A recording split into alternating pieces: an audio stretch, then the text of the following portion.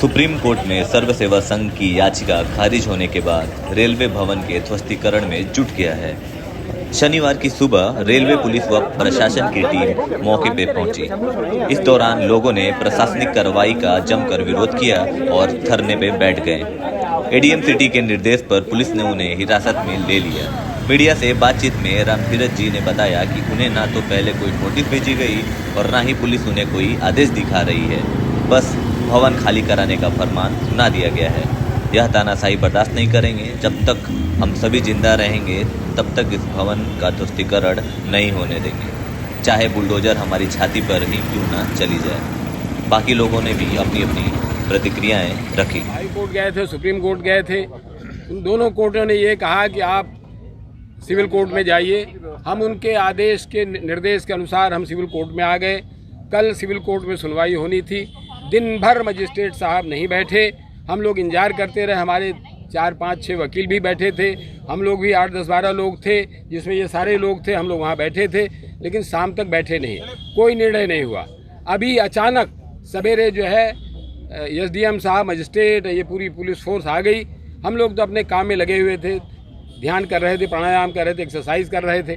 अचानक मालूम हुआ पुलिस फोर्स आ गई। आया, देखा, हमने पूछा एसडीएम साहब जानते हैं?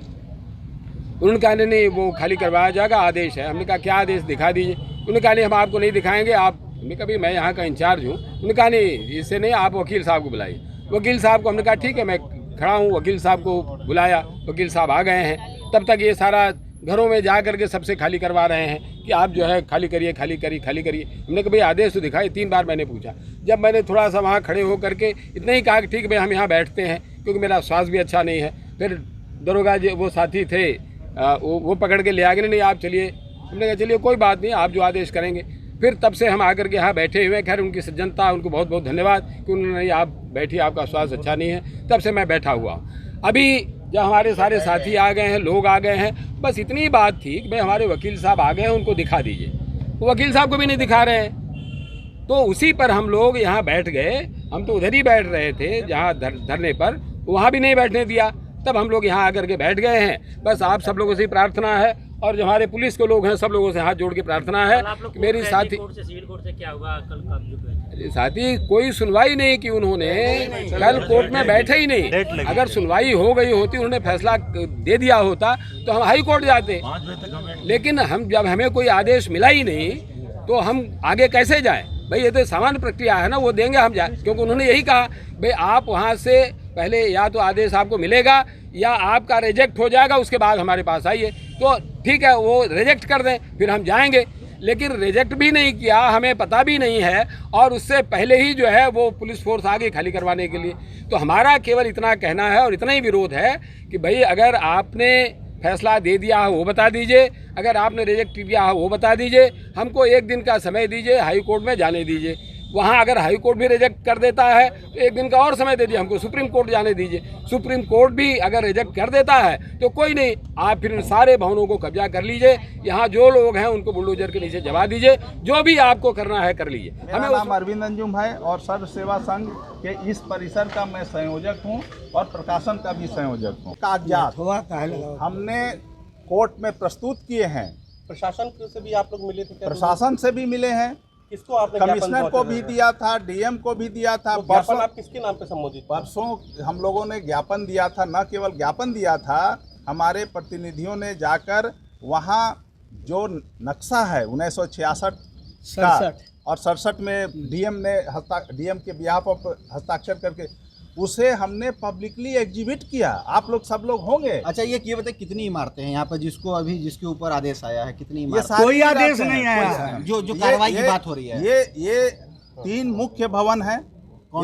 ये आप देख लीजिए, इधर ये प्रकाशन भवन है। उसके बाद गांधी प्रदर्शनी भवन है। अच्छा। उसके बाद गांधी आश्रम का, खादी गांधी का जो काम होता है उनका केंद्र है जी। उसके बाद आवासीय परिसर है और पोस्ट ऑफिस है। पोस्ट ऑफिस है यहाँ सरकारी पोस्ट ऑफिस। इमारतों का विंग जो है कम से कम यहाँ पर 8 है, और यहाँ विनोबा कुटी है, जिसमें सुप्रीम कोर्ट आप गए थे तो क्या हुआ? हाँ, सुप्रीम कोर्ट गए में इसका नाम दर्ज है।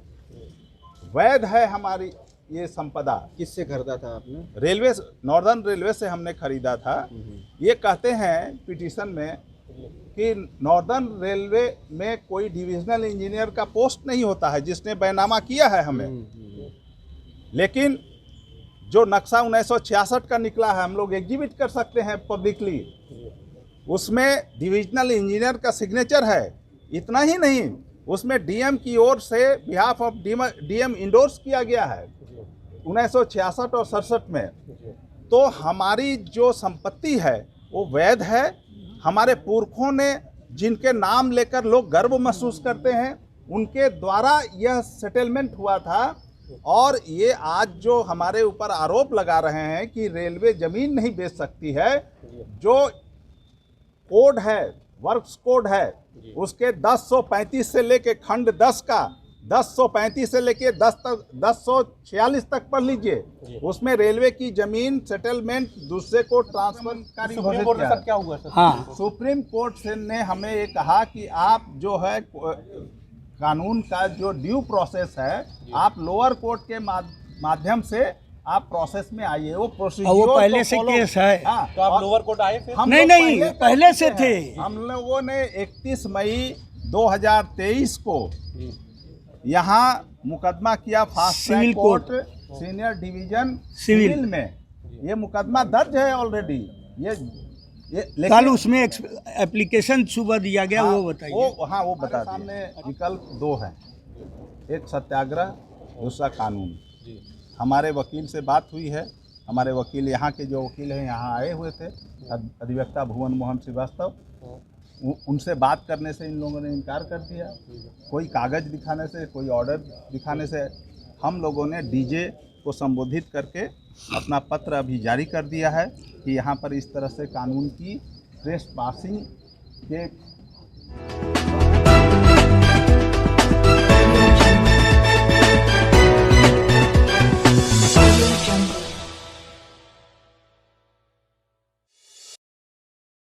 खबरों से जुड़े रहने के लिए रणमेरी न्यूज़ को सब्सक्राइब करें और बेल आइकन को प्रेस करें।